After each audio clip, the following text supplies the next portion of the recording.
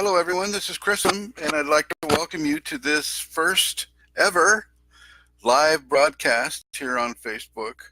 Um, it says invite friends, but I figure if people are up, you'll have to excuse the the the papers and the boxes here. The landlord is moving things out, so it's kind of a mess behind me. So, oh, I see people are joined. Okay, wow. I apologize on behalf of Blog Talk Radio.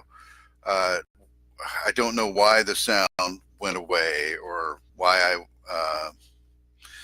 and it did for me too. I mean, I don't. If you listen to it on the YouTube when David or Mohan posted up there, uh, I had a huge decrease in the volume, and I kept trying to get people to talk louder. But I'd like to say hello to Cindy and Mario and Tomei and Matt and Donnie and Frederick and Rasmus. Wow, Rasmus, hi, hello. So here we go. I was talking about various things on this program, but one of the things that I wanted to talk about was how I'm not used to streaming this way, so you're going to have to give me a little bit of just a second.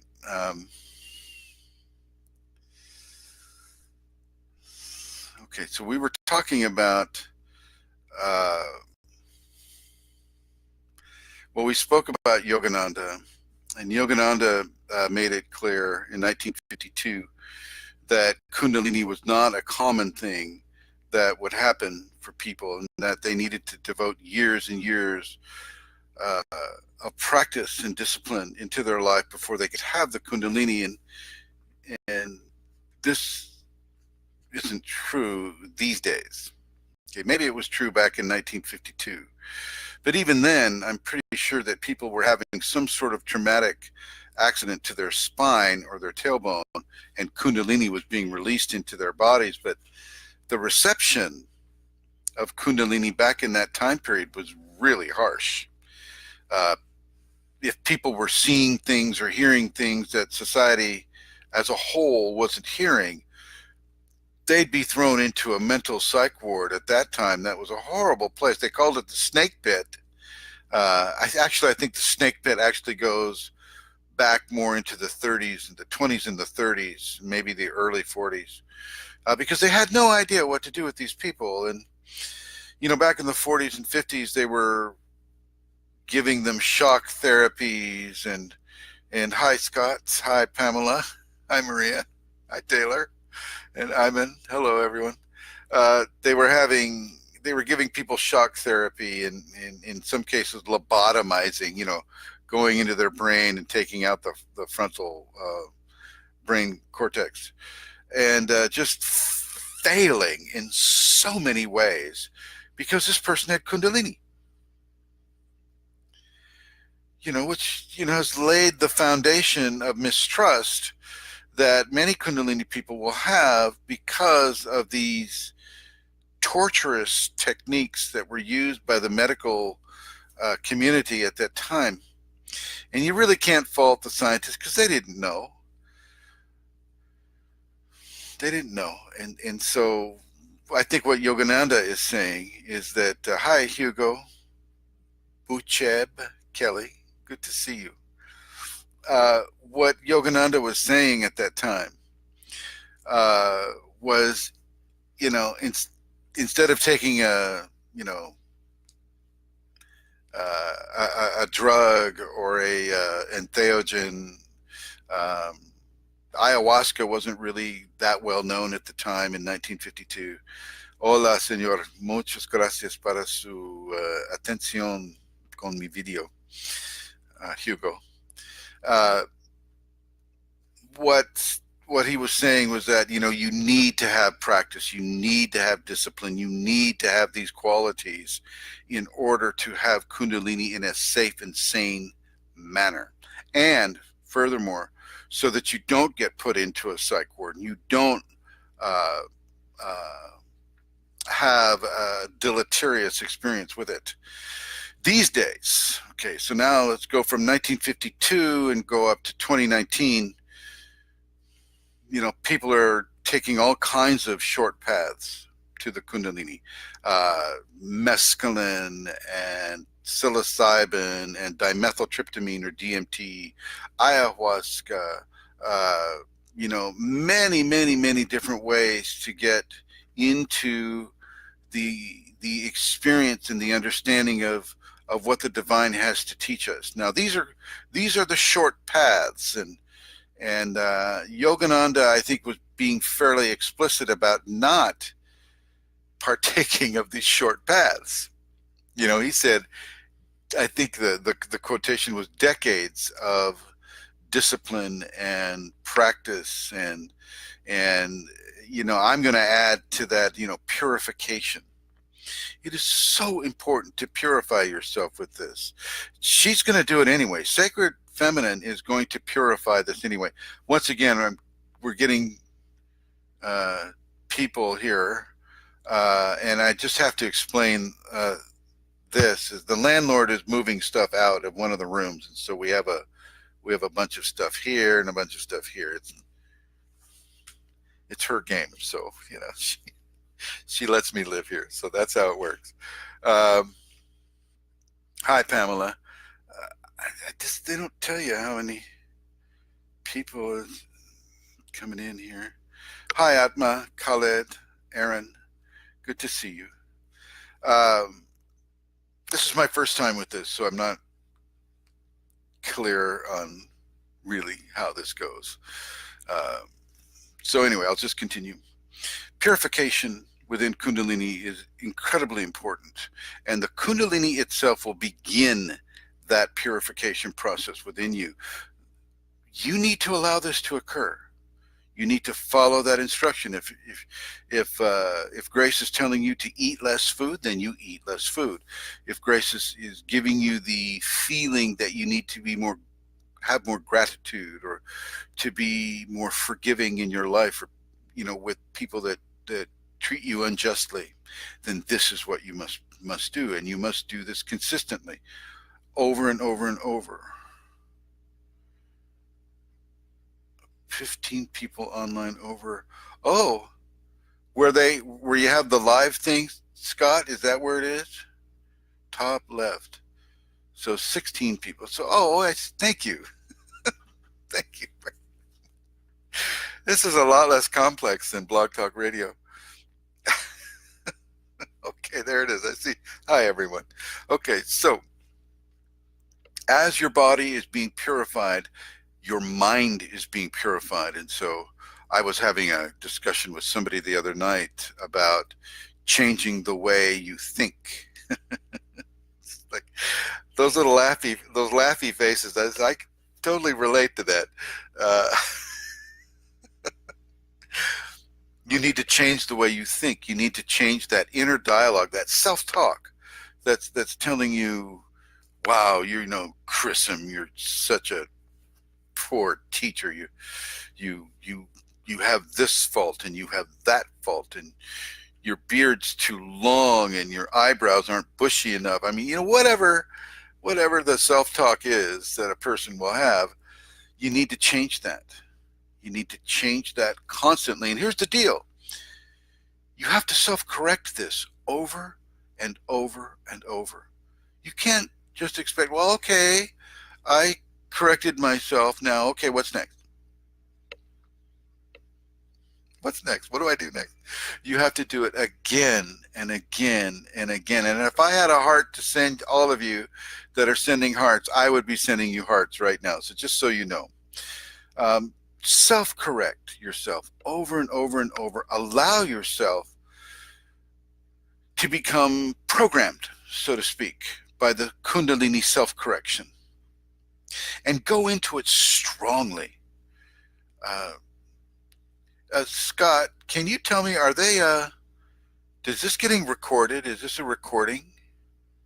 Is that how this works? My makeup. I don't know how this works. Like I said, it's my first time. So hello.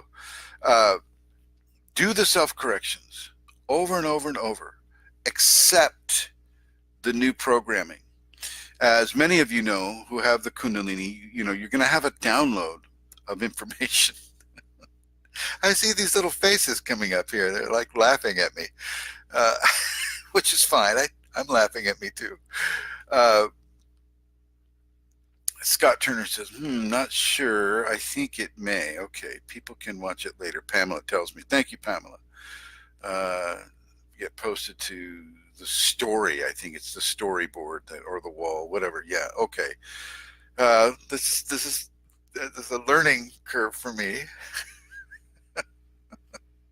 But it's kind of fun. We might want to do this again, do this at the same time that we do the, hey, yeah, what if you could do it at the same time that we do the blog talk? That would be kind of cool.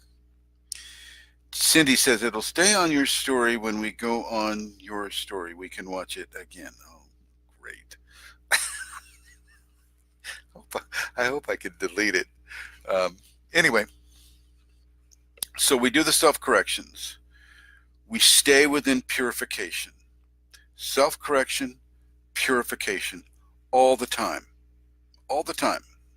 I remember earlier in my process, I got this Kundalini download. I got the download. It's like, you've got to self-correct everything that you do that is away from the purity of the noble behaviors. And I was given to know what the noble behaviors were: love, forgiveness, patience, gratitude, tolerance, and in some cases, long suffering within these categories was necessary to revisit the karma that caused a blemish on the soul in a previous life.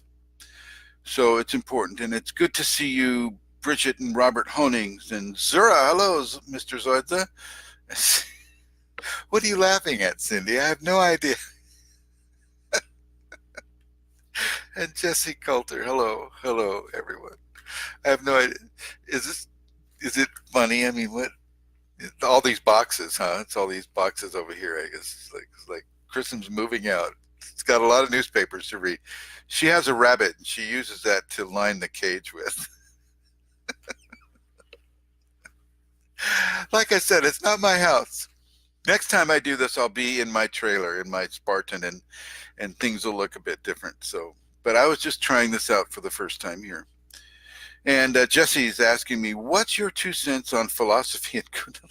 Kundalini is its own philosophy. Seriously, there is an entire library, a world of libraries of philosophy that Kundalini represents. It insinuates itself into every philosophy that is known to humanity. It is the ultimate philosophy, really. Thank you for asking that question, Jesse. And David says, for the first try, you're doing great. Oh, thank you. It's kind of weird, I have to say. I'm used to closing my eyes and just streaming, right? But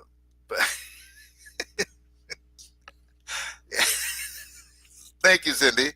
Thank you. She says the laughing is contagious, and I feel kind of silly, to be honest with you. Nice to see you, Lindsay. Thank you for joining. And KF Lindquist and Eric Hypes. Hello, everyone. I hope it's okay if I name you. I don't know if your participation here is noted by the video. Once again, this here is just background. It's not my house. I know you're laughing. Okay, all right. Okay, so now this format presents an opportunity here that I want to try with each one of you, and I'm going to try it right now. Grace has given me the ability to do some transference work with people on video.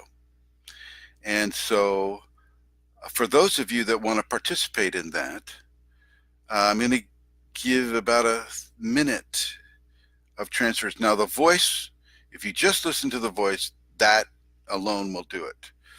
But I would like to try a few other things here, if you're okay with it. Give me a heart if you're okay with this. Okay, these little hearts float up here.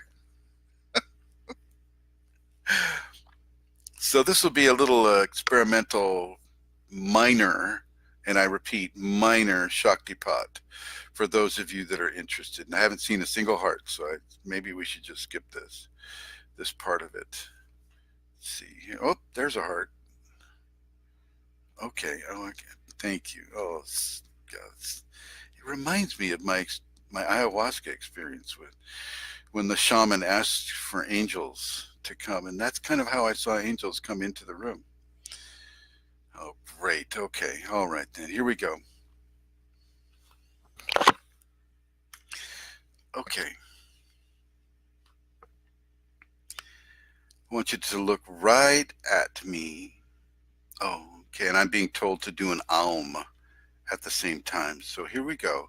Get into a position where you can look right into my face.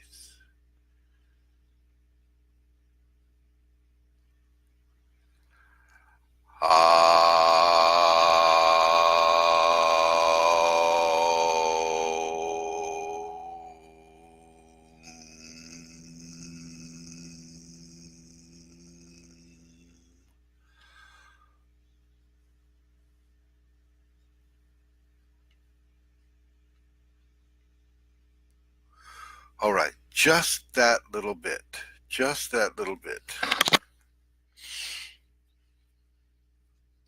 And I want you to feel free to ask any questions that you may have. Anything that's come up to you on the Facebook, and somebody in Arabic is asking me a question. I don't know how to pronounce that name in Arabic, so I apologize. Jesse gave me a black heart. Oh my God. What does that mean, Jesse Coulter? Are you making a comment? So ask a question if you want, and if you want me to just continue spontaneously, then a thumbs up or a heart, and I'll just continue spontaneously. Maybe this is long enough. I don't know how much time they give you on these things, but I'll wait for your response before I continue spontaneously. And Zura is saying love to everyone there, and thank you, Zura. Thank you very much. Okay, here we go. Oh, wow, she came. Okay, I have the subject she wants to talk about. It's called trust. Many of you who have been harmed by others and have your trust harmed have a difficult time listening to someone like myself talk about issues that are so intimate to them, that are so, the word poignant comes to mind, that are so strong in their emotional context for yourself. And I just want you to realize that nothing that you have done and nothing that has been done to you should you allow to harm the reception of your Kundalini from yourself. And if that Kundalini has brought you to a specific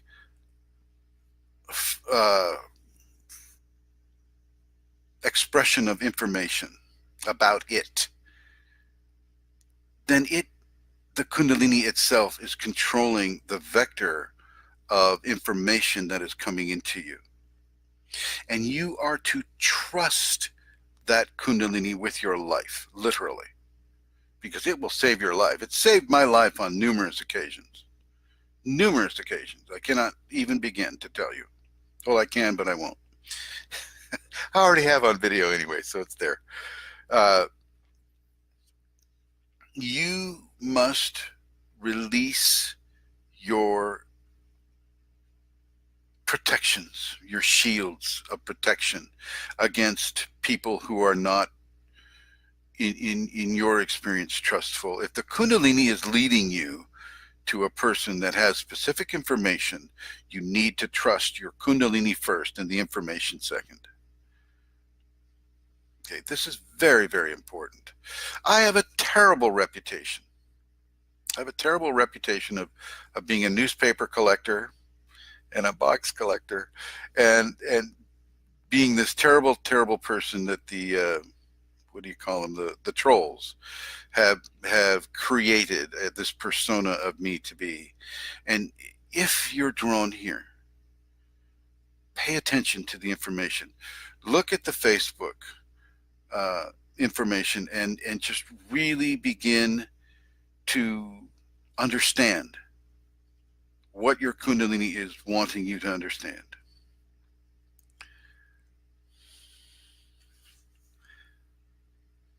Okay. Pay attention to what your Kundalini wants you to know. People ask, or a lot of the people that come on to the Facebook group here, Kundalini Awakening exclamation point, uh, they take comfort by the amount of people that Kundalini has brought to this group. Right now, we're at around 17,500. And I have never searched this group out on Facebook, so I don't know how it compares to other groups.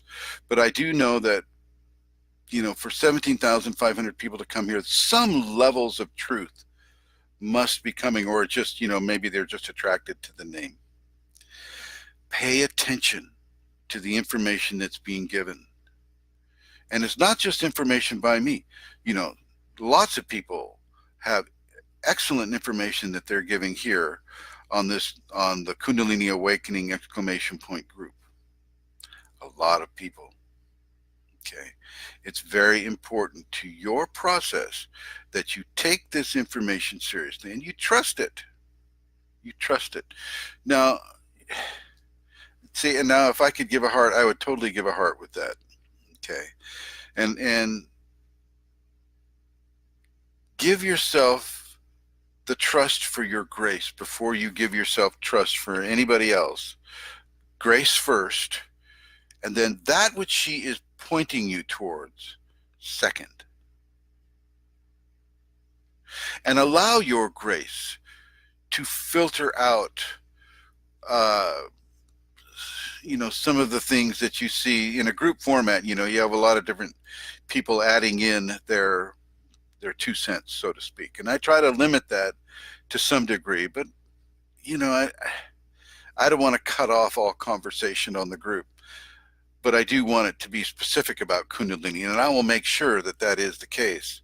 And I love you all for posting, and even if you post something outside and I have to delete it, it doesn't detract from my appreciation of your presence on the group. But it is extremely important for authentic, accurate information to come through that people can trust. Kundalini is so powerful and beautiful, but if it's taken in a context of evil or manipulative, poor values or things of that nature, it can twist. It can allow more energy to go into the person's ego and their fear than is helpful. So let your Kundalini discern the information that comes through me or through anybody else, and trust that discernment. I guess that's the better way to put it. Kundalini comes first, no matter what. You've seen me say it, all gratitude to Kundalini. It's not the easiest thing to have in your life. And I know some of you right now are having the Kundalini and you're like going, oh my God, this is so powerful. What do I do? And what you do is you trust and you surrender to that which you're trusting, which is the Kundalini. Everything else is secondary. Everything. Chrism, all the other people you might be reading, people that have done some of the similar things that you're doing, and they're having this or that experience. You trust your grace first, always. If your trust has given you access to the information that I have to give, or your Kundalini is giving you that access, then read it and you'll get instantaneous, vibes of this is good information or bad information. Your Kundalini will tell you. Make sure it is your Kundalini. Make sure that it's not an entity that is attached to you posing as your Kundalini. Typically, though, if that is the case, they won't bring you to this information. They'll bring you to, some other level of information that may not be as truthful or helpful or authentic as that. So if you have any questions about this, Zura Zoidza says, is gut feeling Kundalini? Sometimes it is. Sometimes it is. But all you have to do to instigate a gut feeling in a person is tie into a specific chakra combination, and that will give them a gut feeling. So if you're having a gut feeling, ask yourself, is this my Kundalini? Is this you, my Kundalini? And then trust that. Trust that. Okay. It's a very complex landscape, the Kundalini, because as you blend the two circles together, you're in that center area where one foot is in one world and the other foot is in the other world, and you're not used to understanding how to walk in that other environment, and so that gives the capacity for you to be taken advantage of. And if that is something that you need to learn, then your Kundalini will allow you to be taken advantage of as well. Typically, she protects you from that. I know she's protected me from that in many, many, many different instances. But she allowed me to be captured as well. She allowed me to be captured by, well, I'll tell you what happened. Do you want to hear it? Is it too long? Here? Can you give me an indication that you want to hear this part?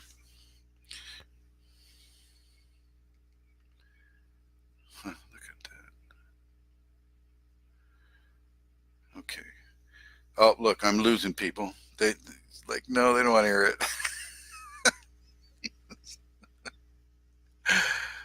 I went to I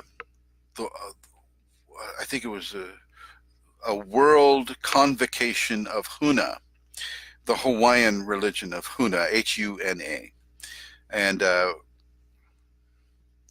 I was reading Max Freedom Long's books about Huna, and I really liked it. And even to this day, I see Huna as being one of the most balanced and informative and inclusive psychologies from a spiritual angle that exists on this world. Huna is amazing.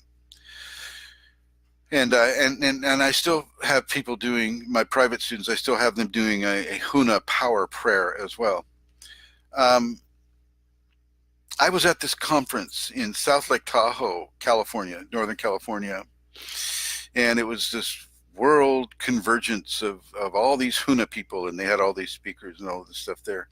And I was participating, and I was kind of like checking out the energy and feeling the vibe, and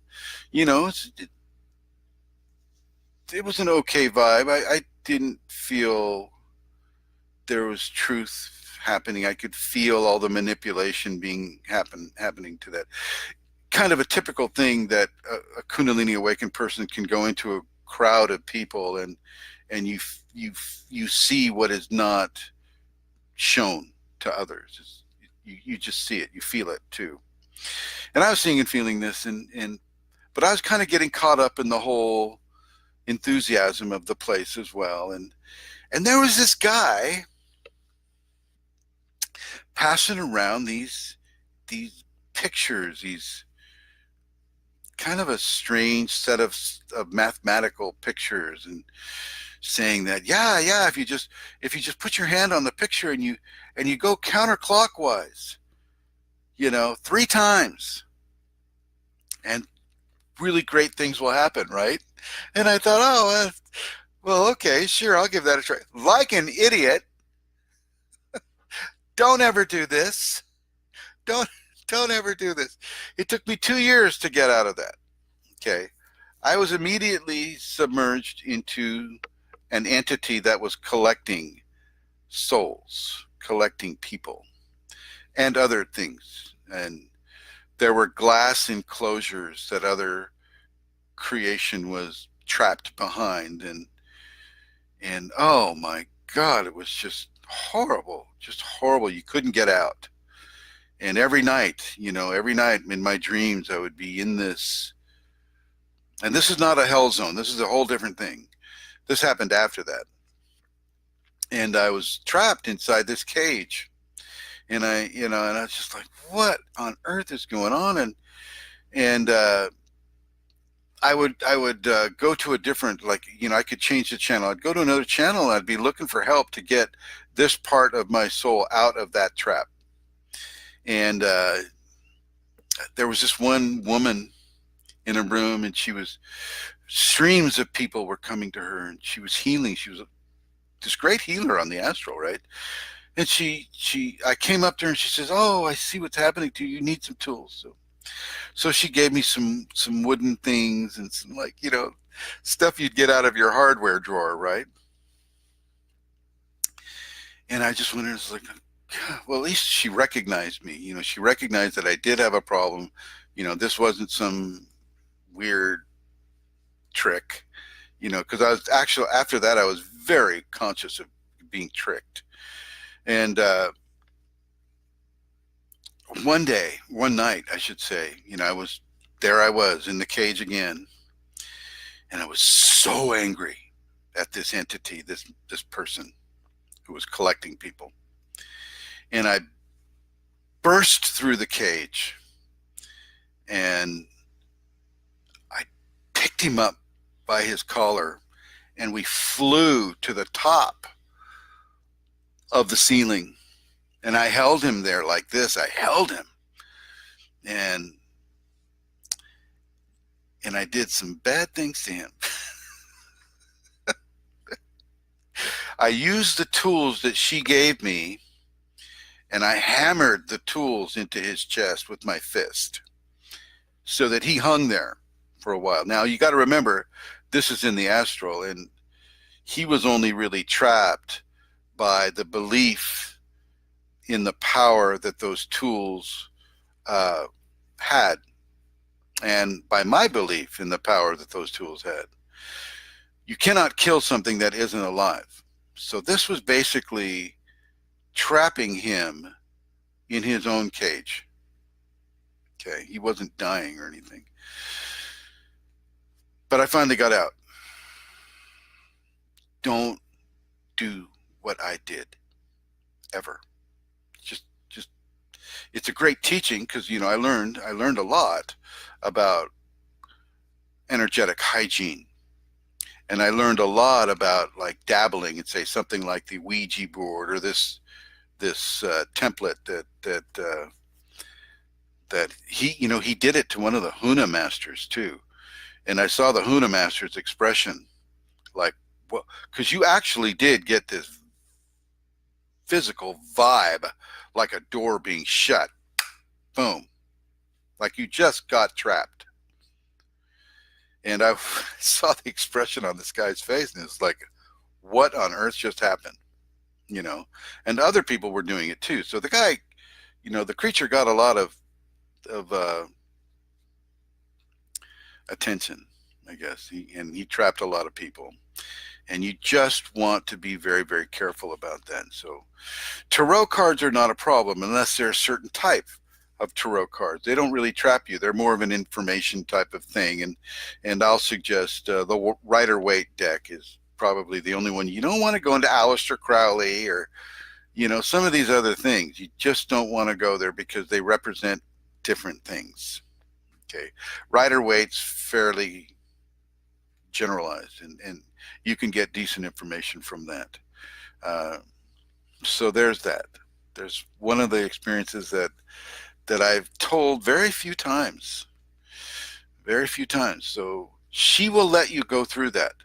Your Kundalini will let you get trapped and let you struggle to get out of the trap.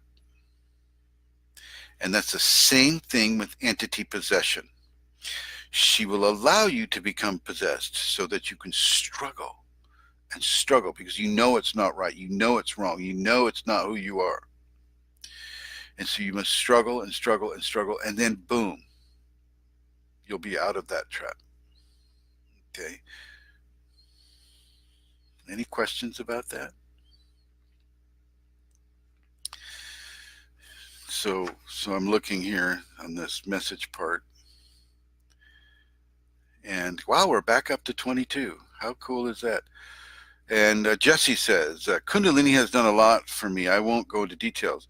I was doing a lot of things that never assisted me in my spiritual walk. Cigarettes gave me migraines. Marijuana made me anxious and gave me tremors for hours. I said I wanted to quit, and I never did. So something held me to it, which I presumed is Kundalini.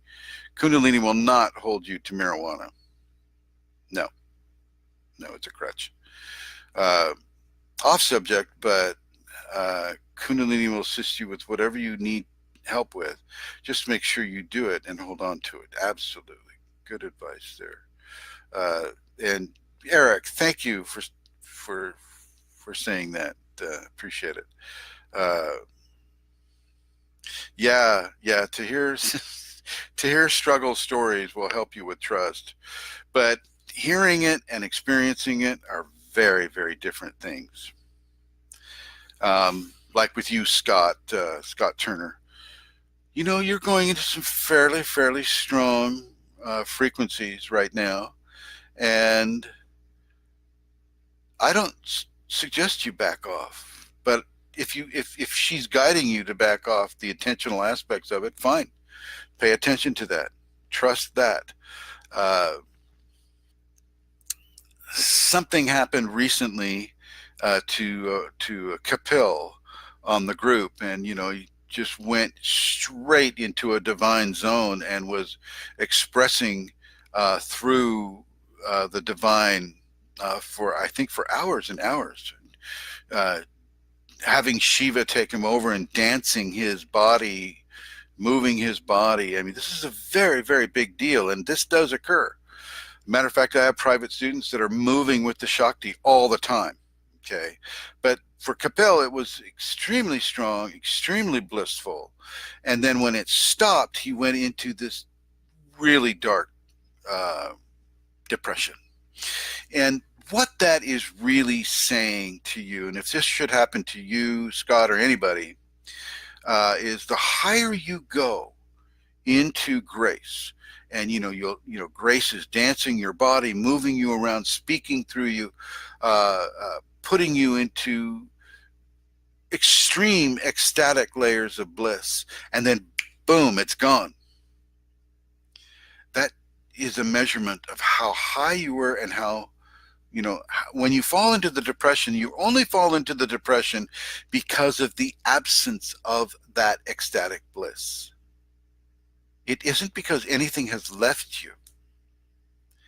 It's that you're not being stimulated that way by grace. And you have to fill in that fall, shall we say, that fall from grace. You have to fill in that fall from grace with the understanding of the sine wave that it represents. So you got the sine wave that's going up, up, up, up, up, and then you have to come down the other side. You come down, and it's just as steep a fall. Nothing is wrong. It's an acclimation exercise. You're getting acclimated to the presence of grace within you, and the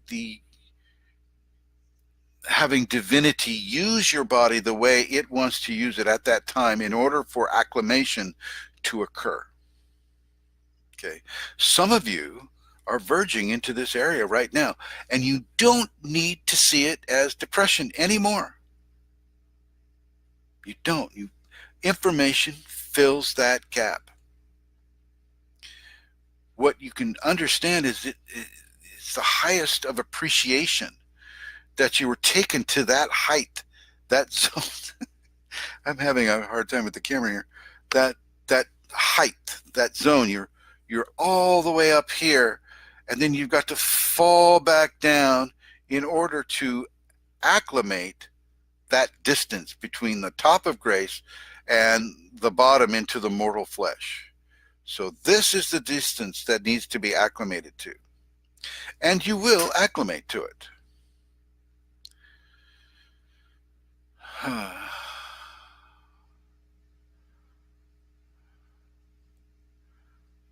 You're, you should, nobody should be scared of turning into Ramakrishna or Yogananda or Vivekananda or any of it.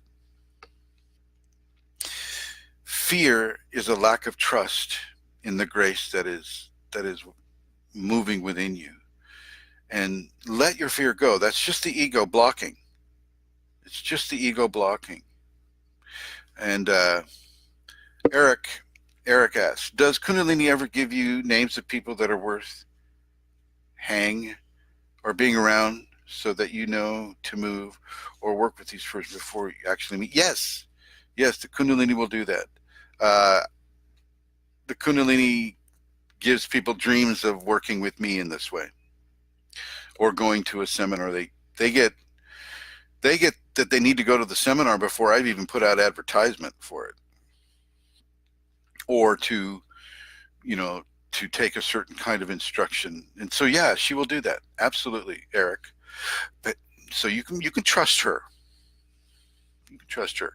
Scott asks, can you speak to the relationship of sexuality to Kundalini? I often focus on the truth of sexuality as a way of maintaining thought focus. Purely non-sexual activity, the activity other than allowing perception of truth. Huh. I'm not quite sure, Scott, what you're saying there. It creates extreme bliss.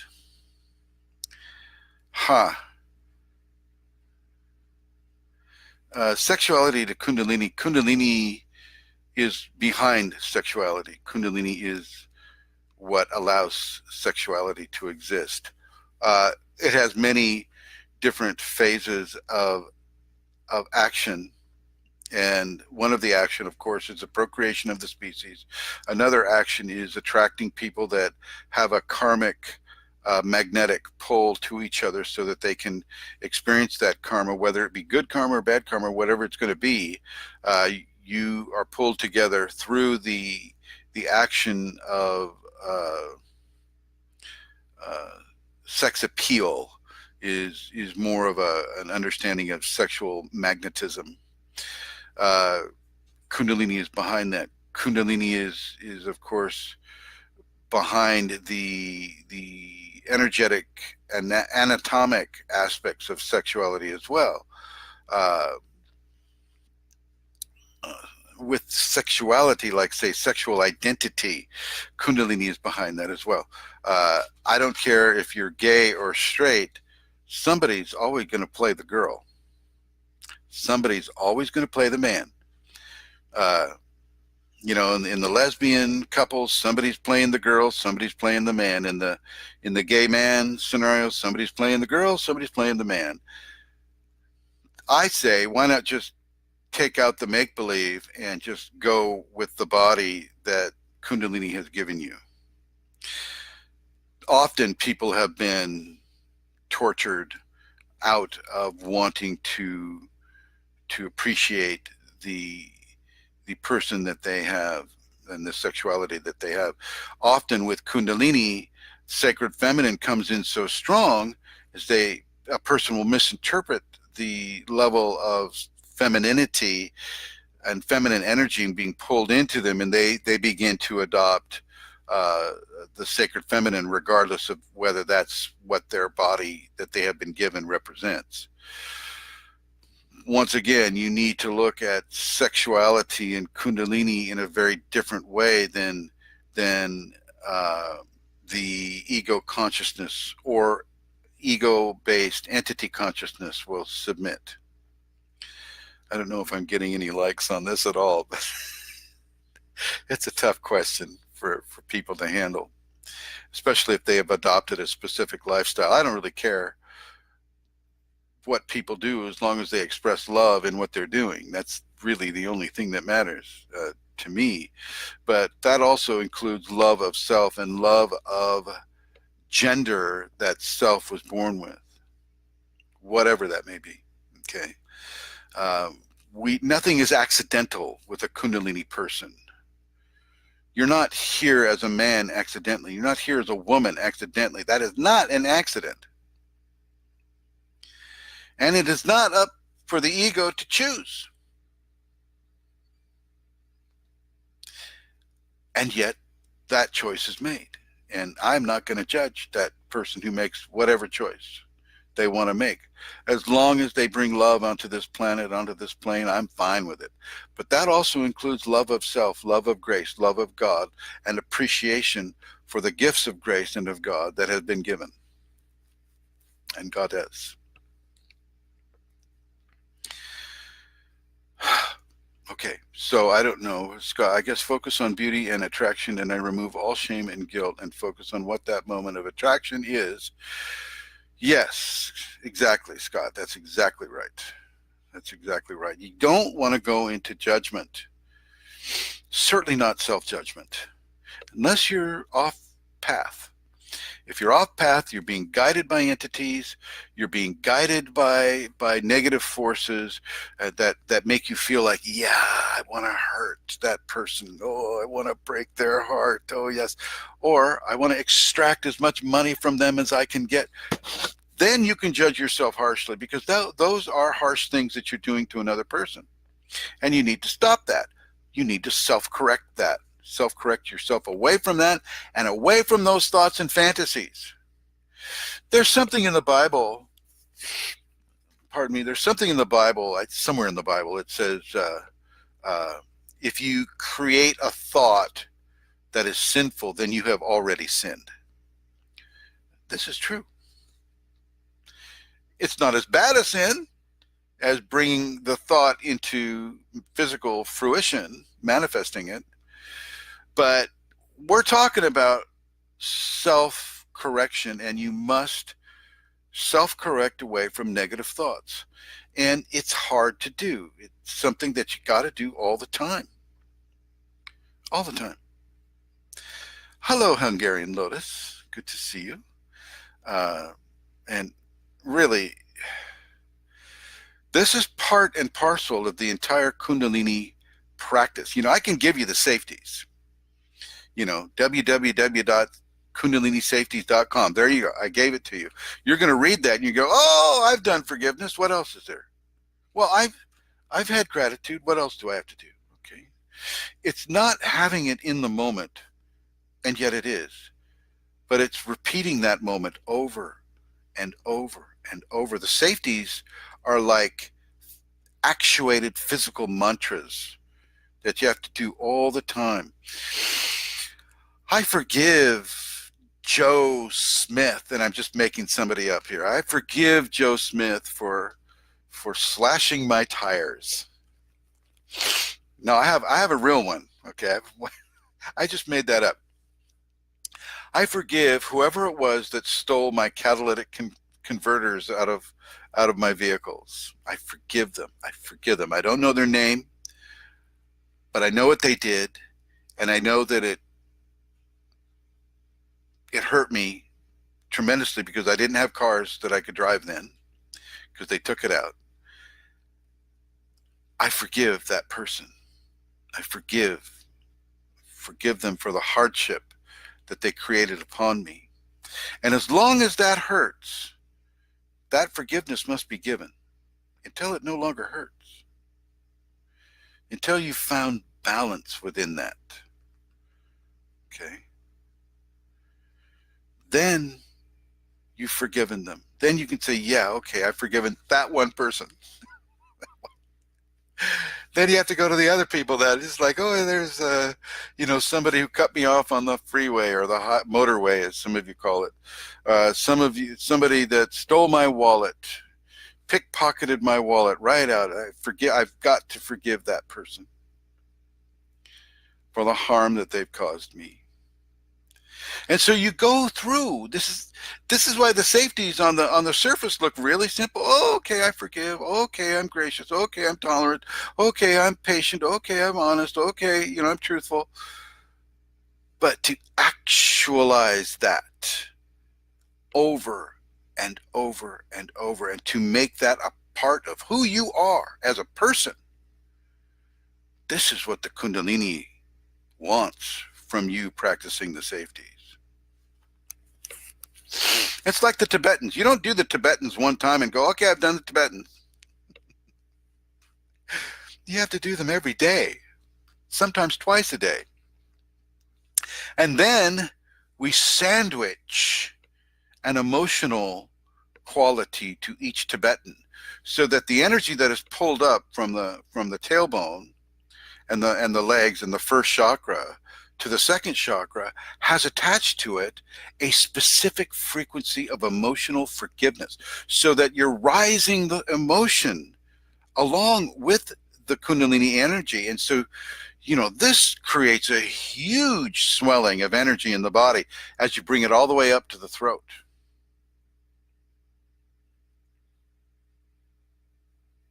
Yeah, it's a big deal. The safeties are a standalone activation platform. You do those safeties, you can forget about Chrism. You do those safeties and you're on your way, but you've got to really do them. And of course, that is why they are part of the Shaktipat that I give, because they give it to you in that way that Yogananda expressed the necessity for, in a disciplined and balanced way. It's not easy, and it shouldn't be easy. Okay? It takes practice, it takes discipline, it takes real commitment. I'm starting to like this platform.